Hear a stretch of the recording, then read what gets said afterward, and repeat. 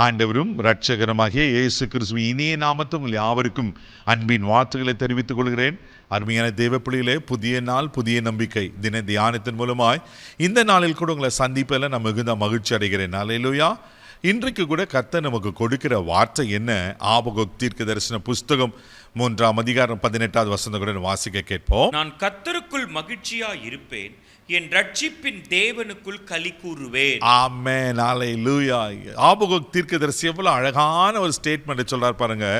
நான் கர்த்தருக்குள் மகிழ்ச்சியா இருப்பேன், ஆமென், என் ரட்சிப்பின் தேவனுக்குள் களி கூறுவேன். நீங்கள நான் சொல்ல முடியுமா?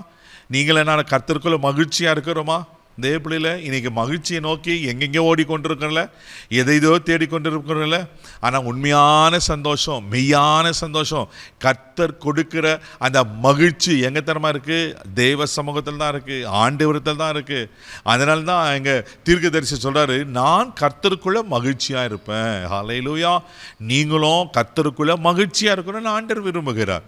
இந்த ஆபகுக் தீர்க்கதரிசி எப்படிப்பட்ட சூழ்நிலையில் இதை சொல்றாரு அப்படின்னு சொன்னா, அது முந்தின வசனம் 17வது வசனம் கூட வாசிக்க கேட்போம். அத்திமரம் துளிர் விடாமற் போனாலும், திராட்சை செடிகளில் பழம் உண்டாகாமற் போனாலும், ஒலிவு மரத்தின் பலன் அற்று போனாலும், வயல்களில் தானியத்தை விளைவியாமற் போனாலும், கிடையிலே ஆட்டு மந்தைகள் முதலற்று போனாலும், தொழுவத்திலே மாடுகள் இல்லாமற் போனாலும். ஆமென். இங்க சொல்றாரு, எல்லா வசதி வாய்ப்புகளோடு இருந்து நான் கர்த்தருக்குள்ள மகிழ்ச்சியா இருப்பேன்னு சொல்லல. எது இருக்குதோ இல்லையோ தேவ பிள்ளையில, எல்லாமே இல்லைனாலும் நான் கர்த்தருக்குள் மகிழ்ச்சியா இருப்பேன். எவ்வளோ பெரிய ஸ்டேட்மெண்ட்ல. இன்னைக்கு நம்ம வாழ்க்கையில் ஒரு சின்ன பலவீனம், ஒரு குறைவு, ஒரு கஷ்டம், ஒரு தரித்திரம், ஒரு நஷ்டம் வந்துச்சு, ஒரு சோறு வந்துச்சுன்னா எப்படி சோர்ந்து போகிறோம். கர்த்தரை முறுமுறுக்கணும். சில ஆண்டவரை மறந்துட்டாரா, ஆண்டவரை கைவிட்டுட்டாரா. ஆனால் இங்கே தீர்க்கதரிசி சொல்கிறாரு, எது என் வாழ்க்கையில் இருக்குதோ இல்லையோ நான் அதை பற்றி கவலைப்பட மாட்டேன், எப்போவுமே கர்த்தருக்குள்ளே மகிழ்ச்சியாக இருப்பேன். ஹல்லேலூயா. இது தாங்க நீங்களும் நானும் கற்றுக்கொள்ள வேண்டிய காரியம். நீங்கள் கர்த்தருக்குள்ள மகிழ்ச்சியாக இருந்து பாருங்கள், நிச்சயமாக சொல்கிறேன், ஆண்டவர் உங்களை ஆசீர்வதிக்க உண்மையில் இருக்கிறார். இப்போ 19வது வசனம் கூட வாசிக்க கேட்போம். அதில் தீர்க்கதரிசி அழகாய் சொல்லுகிறார், வாசிக்க கேட்போம். ஆண்டவராகிய கர்த்தர் என் பலன், அவர் என் கால்களை மான்களின் கால்கள் போலாக்கி உயரமான ஸ்தலங்களில் என்னை நடக்க பண்ணுவார். ஆமென். நான் கர்த்தருக்குள்ள மகிழ்ச்சியா இருப்பேன்னா அவர் எனக்கு பலனா இருக்கிறாரு. அவர் என் பலனா இருக்கிறதுனால நான் உயரமான ஸ்தலங்களில் போவேன். அவர் என் கால்களை மான் கால்கள் போல ஆக்கி இருக்கிறாரு. எவ்வளோ பெரிய விசுவாசம் பாருங்களேன்.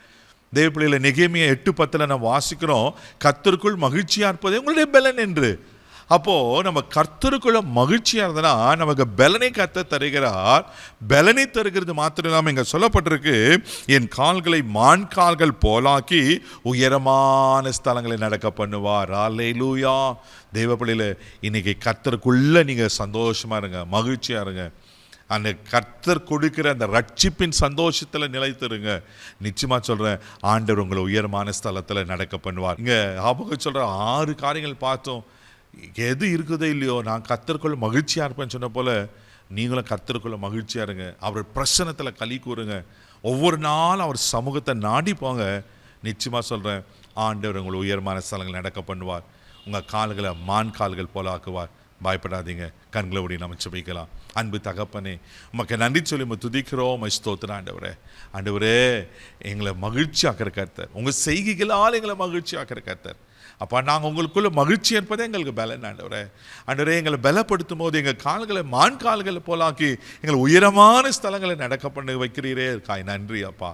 இப்பொழுது கூட இயேசுவின் நாமத்தினால இவர்கள் வாழ்க்கையும் ஆண்டவரே மகிழ்ச்சிக்குரியதாக இருக்கட்டும்ப்பா. எந்த காரியத்தில் துக்கத்தோடு இருக்காங்களோ, ஒருவேளை எது இல்லைன்னு குறைகளோடு இருக்கிறாங்களோ, இன்றைக்கு அதை நிறைவாக்கி எங்கள் துக்கத்தை மகிழ்ச்சியாக்கும்படியாக நிச்சயிக்கிறோம். இந்த நாள் ஒரு மகிழ்ச்சி நாள் என்று இயேசுவின் நாமத்தில் அறிக்கை சேரும்பா. எங்கள் துக்கங்கள் சந்தோஷமாக மாறட்டும். இந்த நாள் முழுதும் கரம்பிடித்து நடத்தும் கிருபைக்கு ஒப்பு கொடுக்குற இயேசுவின் மேலே ஜெபங்கள் பிதாவே, ஆமென். கர்த்தருக்குள்ள மகிழ்ச்சியா இருங்க. அவர் உங்களை பலப்படுத்துவார். தைரியமாக போங்க.